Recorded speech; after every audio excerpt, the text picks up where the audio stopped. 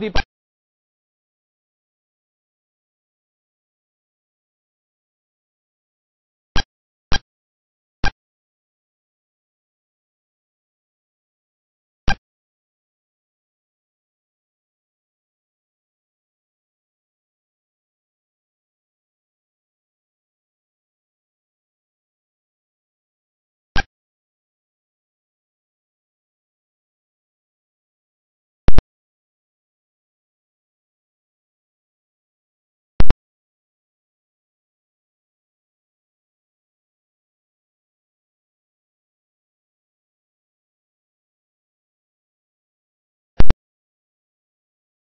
काम करता हूं। ये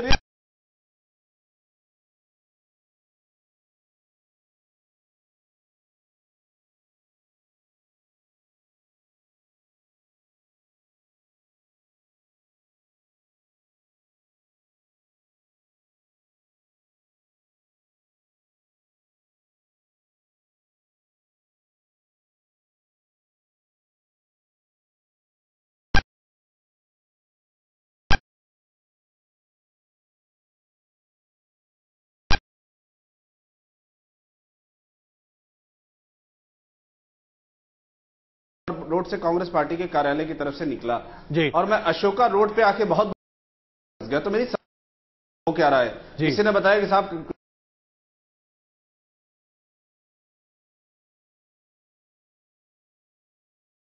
अभी आपके कैमरामैन से मैं पूछ रहा था कि आपकी ओबी क्यों नहीं आई, तो उसने कहा कि साहब हमारा कैमरामैन वहां पे कवर कर रहा था, उसके सर पे भी एक पत्थर लगा है और उसको काफी चोट आई है। आपके चैनल का जो कैमरामैन वहां पर भारतीय जनता पार्टी के कार्यालय पे था। तो मैं समझता हूं दो तीन बातें करनी इसमें बहुत।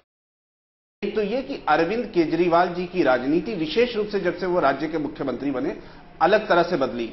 उनके जो मंत्री थे उन्होंने महिलाओं पर किस प्रकार के शब्दों का प्रयोग किया और किस प्रकार का हमला किया वो देश की जनता ने देखा।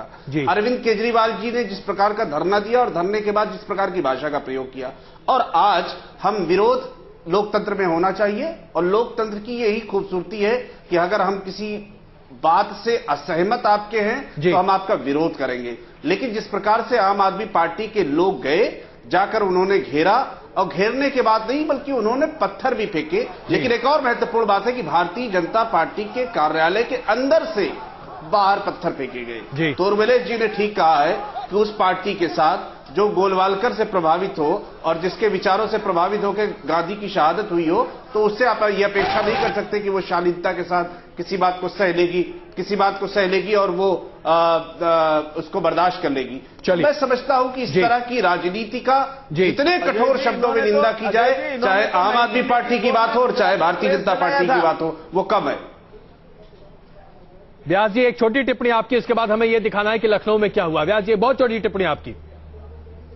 नहीं, मैं ये कह रहा था कि कांग्रेस को तो ये बात करने का नैतिक अधिकार ही नहीं है। गुजरात में इन्होंने एक बड़े दैनिक की जो इनके साथ नहीं, उनके खिलाफ था, उनकी ऑफिस और प्रेस जला दिया था और वो मरते मरते बचे। ये कांग्रेस क्या मुंह से बात करती है, हमें क्या करना गुजरात में गुजरात किस लिए जाना जाता है और आपकी सरकार और नरेंद्र मोदी जी किस लिए जाने जाते हैं, आप अच्छी तरह से दुनिया जानती है। माधव सिंह सोलंकी के गुजरात जाना जाता है। माधव सिंह सोलंकी के समय में हुआ था ये। आप इतिहास पढ़ें, आप इतिहास पढ़ें। ये चर्चा कर रहे हैं, मैं केवल इतना विनम्रता के साथ निवेदन कर दूं कि गुजरात का पूरी दुनिया में नाम इसलिए है कि आपने बेगुनाह और बेकसूर लोगों को मारने का काम किया था। चलिए इस चर्चा को थोड़ा सा और आगे बढ़ाते हैं। आइए आपको कोकराझार में क्या किया व्यास जी, आइए जरा मुजफ्फरनगर व्यास जी आइए अब आपको यह भी दिखाते हैं कि लखनऊ में आज किस तरीके से आम आदमी पार्टी के कार्यकर्ताओं और भारतीय जनता पार्टी के कार्यकर्ताओं के बीच में हिंसक झड़प हुई। इसे हिंसक ही कहेंगे। ये तस्वीरें आप देख रहे हैं लखनऊ की हैं, जहां पर भारतीय जनता पार्टी के कार्यकर्ता और आम आदमी पार्टी के कार्यकर्ता आपस में भिड़ पड़े। हेलमेट पहनकर, लाठी पहनकर यहां पर कार्यकर्ता दोनों पार्टियों के पहुंचे हुए थे और जो सड़कों पर होता हुआ दिखाई दे रहा था, इसे आप देखकर अंदाजा लगा सकते हैं कि लखनऊ में किस तरीके से अराजक माहौल बना हुआ था।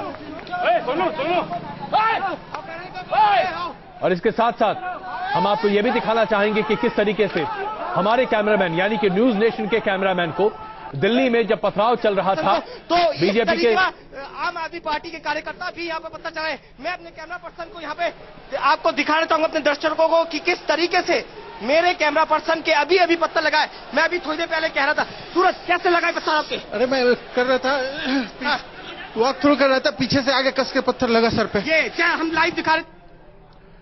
तो ये हमने आपको दिखाया किस तरीके से न्यूज नेशन के कैमरामैन को भी पत्थर से चोट लगी। क्या वाकई में अब पत्रकार भी सुरक्षित नहीं है? क्या इसी तरीके से सड़कों पर राजनीति होते हुए दिखाई देगी?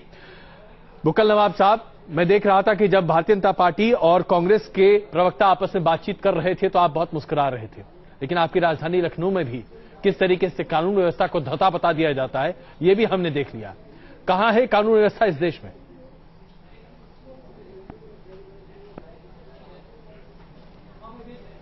बुक्कल नवाब साहब, आप हैं? हवाएं खुद करेंगी फैसला शम्मा की किस्मत का, किसमें कितना दम है।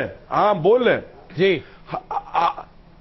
हवाएं खुद करेंगी फैसला शम्मा की किस्मत का, किसमें कितना दम है बस वो दिया रह जाएगा।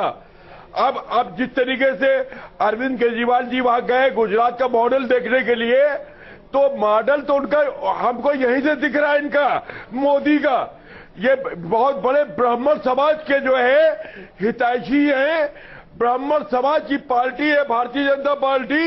हम ये पूछना चाहते हैं भारतीय जनता पार्टी से कि गुजरात के अंदर 13% जो है ब्राह्मण है और वहां के ऊपर सिर्फ एक राज मंत्री ब्राह्मण आपने दिया।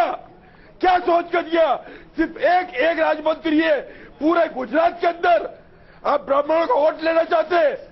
छत्तीसगढ़ जाइए, छत्तीसगढ़ में भाजपा की सरकार है, वहां के ऊपर बुक्कल नवाब साहब मुद्दे पर आइए। बुक्कल नवाब साहब, एक भी ब्राह्मण, बुक्कल नवाब साहब, एक भी बुक्कल नवाब साहब मुद्दे पर आइए।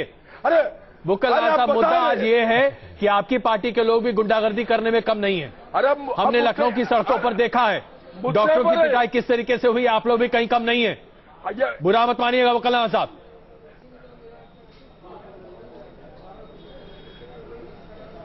नहीं, जो भी हुआ है वो सब डॉक्टरों वाला जो भी हुआ है वो आपके सामने है। बिल्कुल, हम लोग जो है मरीजों को बिल्कुल मरीजों की आपने इतनी जवाबदारी की कि कल न्यूज नेशन ने मांग की कि एस्मा लगाया जाए और 24 घंटे बाद अब एस्मा लगा है। बुक्कल नवाब साहब, 9 बजे के कार्यक्रम में कल हमने एस्मा की मांग की थी और समाजवादी पार्टी के कार्यकर्ता और प्रवक्ता उसका जवाब नहीं दे पा रहे थे। आज 24 घंटे बीतने के बाद आप एस्मा लगाते हैं। सरकारें इसी तरीके से चल रही है, बुरा मत मानिएगा, यही स्थिति बनती हुई दिख रही है। चलिए मैं इसके साथ साथ मैं जरा व्यास जी को यहां पर लाना चाहूंगा। बुरा नहीं आप नहीं अजय जी, अजय जी, आपने सवाल के लिए जवाब भी ले लिए। अजय जी जवाब भी ले लिए। इस्तीफा आपने इसलिए लगाया कि हमारे 30 मौतें हो चुकी है, हमारे जो बीमार है वो दर फटक रहे हैं, बिल्कुल सब परेशान है, ताकि ये जो डॉक्टर है नवाब साहब वापस आ जाए। बुक्कल नवाब साहब, 30 मौतें कल हो चुकी थी। न्यूज नेशन ने इस बारे में कल ही मुद्दा उठाया था और आज मरने वालों की संख्या 70 पहुंच चुकी है साहब। तब आपने एस्मा लगाया, 70 लोगों की जान लेकर आपकी सरकार ने एस्मा लगाया है। चलिए उस पर हम बाद में बात करेंगे, उस पर हम कल बात कर चुके हैं। लेकिन आइए हम जरा मुद्दे पर आते हैं। आइए जरा मुद्दे पर आते हैं। व्यास जी, मैं आपके सामने ये सवाल फिर से एक बार रखता हूं। लखनऊ की सड़कों पर जो आज हो रहा था, क्या उसे भी आप सही ठहराएंगे? आपने कहा कि आपके तरीके दफ्तर के बाहर आम आदमी पार्टी के कार्यकर्ताओं ने पथराव किया, उसका जवाब आपने पथराव से दिया।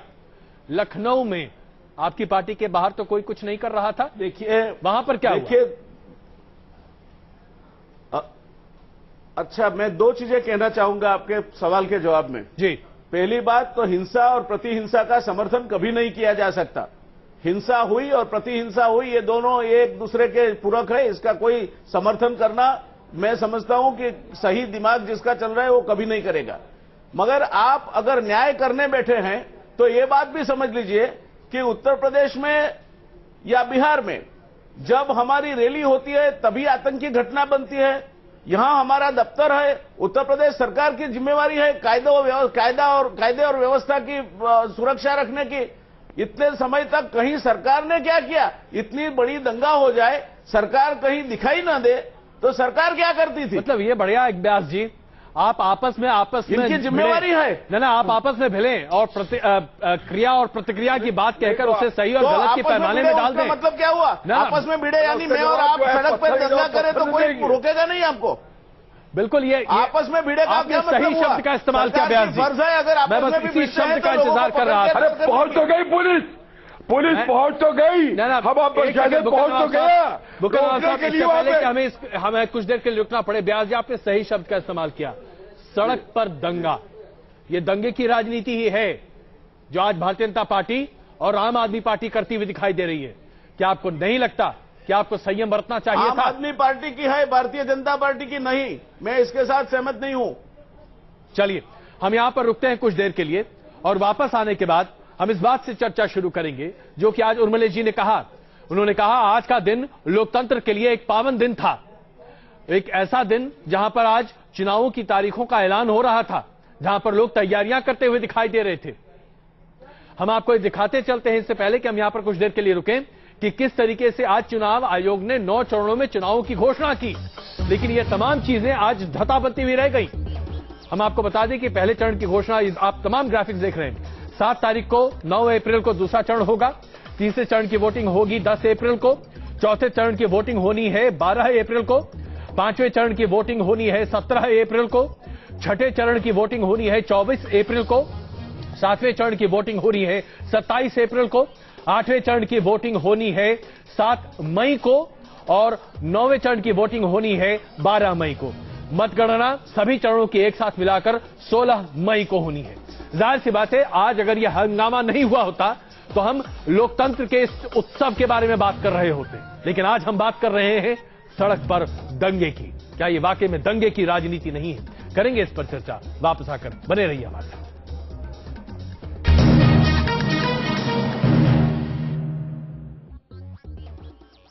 बड़ा परिवार यानी बर्तनों का पहाड़, पर एक्सपर्ट